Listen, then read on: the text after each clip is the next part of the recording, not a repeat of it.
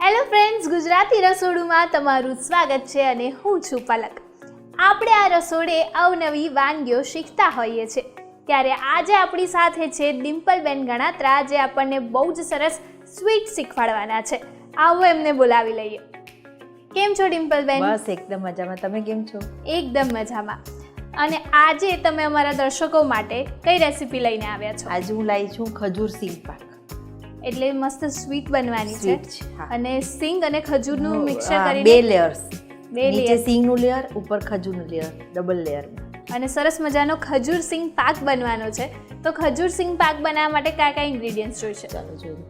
એના માટે જોઈશે પહેલાં 2 ચમચી ઘી, 1 બાઉલ ખજૂર મેં એને પલાળી અને મિક્સરમાં ક્રશ કરી લીધું છે.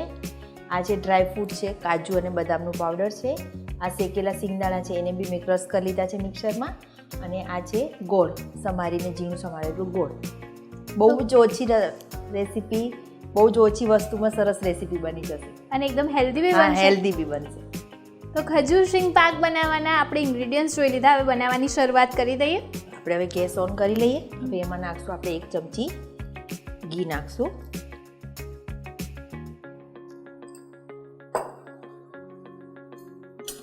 ઘી ગરમ થાય પછી એમાં આપણે ઝીણું સમારેલું ગોળ નાખવાનું છે.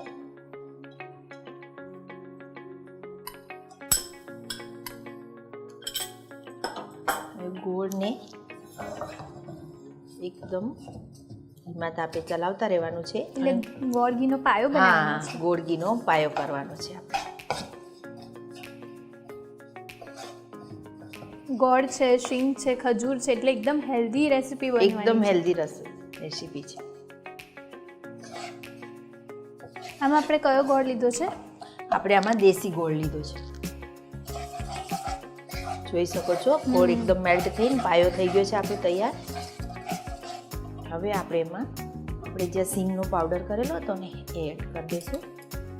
1 બાઉલ જેટલો. હા, 1 બાઉલ જેટલો. અને સિંગને શેકી લીધી છે. હા, સિંગને શેકી છલટા કાઢી અને મિક્સરમાં પાવડર તૈયાર કરી લીધું છે. ગેસ બંધ કરી દઈશું.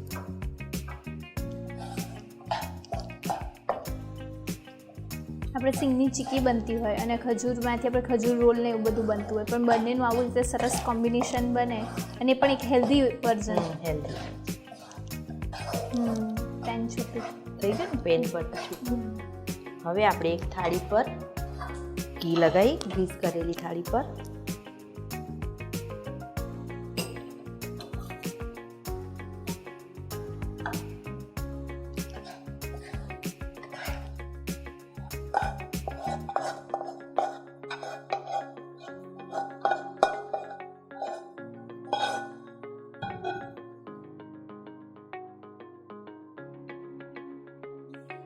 એને ફેલાઈ દેવાનું.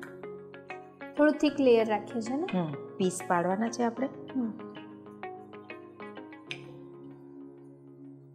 આમ તો તમે એકલું સિંગ પાક બી બનાવો, પણ અમુક વખત છોકરાઓ છે ઘરમાં ખજૂર નહીં ખાતા હોતા, તો આવી રીતે તમે ડબલ બંને મિક્સ કરીને સેન્ડવિચ જેવું બનાવી દો, એટલે છોકરાઓને ખ્યાલ બી ના આવે અને સ્વીટ પીસ બી થઈ જાય તમારી. એકદમ ફટાફટ. ચાલો, હવે આપણે પાછું ખજૂરનું સ્ટફિંગ તૈયાર કરી લઈશું. આપણે પાછું ગેસ ઓન કરી લઈશું. આપણે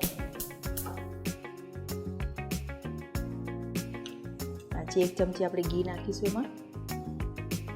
હવે આ ખજૂરને મેં છે ને દૂધમાં 2 થી 3 કલાક પહેલાં પલાળી અને પછી મિક્સરમાં પેસ્ટ બનાવી લીધી છે. એટલે દૂધમાં પલાળેલી હશે તો પોચા થઈ જશે. હા, પોચા થઈ જાય. ખજૂર ઘણીવાર કેવું એકદમ થોડીક હાર્ડ હોય ને, તો આ ખજૂરની આપણે પાક બનાવવાનું છે, એટલે એકદમ પેસ્ટ જેવું બની જાય ને, એટલે દૂધમાં પલાળી દીધી છે. હવે એને થોડીક વાર 2 થી 3 મિનિટ સુધી ઘીમાં શેકી લેવાનું. એટલે આમાં જે થોડુંક દૂધનું પ્રમાણ હોય એ બી જતું રહેશે. જે મોઇસ્ચર છે. હા, મોઇસ્ચર છે. આમ કોઈ પણ સ્વીટ બનતી હોય ને તો એવું થાય કે કેટલું બધું ઘી જતું હશે. આપણે નોર્મલી બધી સ્વીટમાં ઘી વ્યવસ્થિત, પણ આમાં આપણે હેલ્ધી તો બને છે ને સાથે સાથે 2 થી 3 ચમચી જેટલું. 2 ચમચીમાં તમારી રેસીપી તૈયાર થઈ જશે. એટલે જો તમે ડાયટ કરી રહ્યા હોય કે હેલ્ધી ખાઈ રહ્યા હોય તો આ એકદમ હેલ્ધી ઓપ્શન છે. ગળ્યું ખાવાની ઈચ્છા થાય તો આ બનાવી દો તો બહુ જ મીઠું ખાવાની તમારી જે ક્રેવિંગ છે એ પણ મટી જાય અને સરસ મજાની ડીશ તૈયાર થઈ. બરાબર છે. ખજૂર મીઠી હોય છે ને એટલે આમાં આપણે ખાંડ કે ગોળ કે કંઈ બી એડ કરવાનું. ખજૂર પોતે જ એક મીઠી હોય છે એકદમ વધારે, એટલે આમાં કશું એડ કરવાની જરૂર નથી. જો આપણો મોઇસ્ચર બધું નીકળી ગયું છે, ખજૂર શેકાઈ ગઈ છે. હવે આપણે એમાં કાજુ અને બદામનું જે પાવડર તૈયાર કર્યું હતું ને 3 ચમચી આપણે એડ કરી દીધું છે. તમારા ઘરમાં આના સિવાય કોઈ બી બીજું ડ્રાય ફ્રૂટ બી ખવાતું હોય તો તમે આનામાં એડ કરી શકો છો. આ પણ સરસ એકદમ પેન્ચું એવું. બાળકોને આમ તમે ખજૂર આપો તો પણ ના ખાય, ડ્રાય ફ્રૂટ પણ ના ખાય, પણ આવી રીતે આ ફોર્મમાં ખબર બી ના પડે અંદર કયા કયા ડ્રાય ફ્રૂટ નાખ્યા છે. એટલા થઈ ગયું છે આપણું ખજૂર. હવે આપણે આનો બી ગેસ બંધ કરી દઈશું અને આપણે આની ઉપર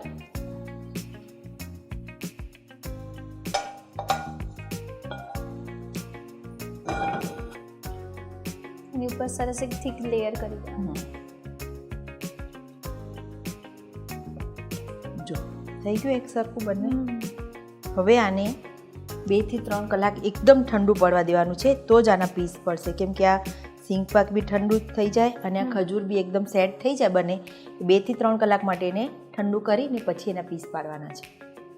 હવે પલકબેન જો આપણું ઠંડુ પડી ગયું છે, આપણે એને 2 થી 3 કલાક 2 કલાક માટે અત્યારે ઠંડુ કરવા મૂક્યું હતું. હવે એના પીસ પાડી લઈશું આપણે.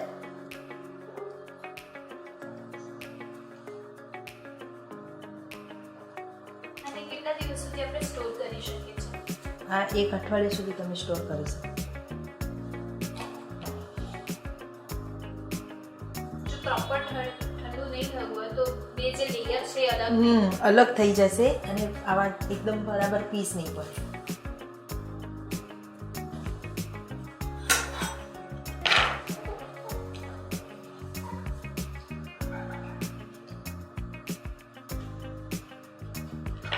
સરસ બંને લેયર દેખાઈ રહ્યા છે.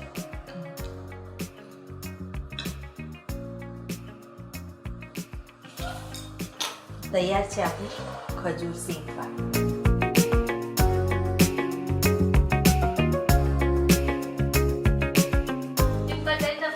ગુજરાતી રસોડુના રસોડે આવીને સરસ મજાનો એવો ખજૂર સિંગ પાક શીખ્યો, તે બદલ તમારો ખૂબ ખૂબ આભાર. Thank you. તમે બી મને આ મોકો આપ્યો એના માટે ખૂબ ખૂબ આભાર તમારો. જો તમે તમારી રેસિપી અમારા ગુજરાતી રસોડુના રસોડે બનાવવા ઈચ્છો છો તો અત્યારે જ તમારી રેસિપી અને તેના ફોટા અમને અમારા WhatsApp નંબર 8238234001 પર મોકલી આપો, અથવા તમે તમારી રેસિપી અમને ઈમેલ પણ કરી શકો છો. અમારું ઈમેલ આઈડી છે recipe@gujaratiRasodu.com.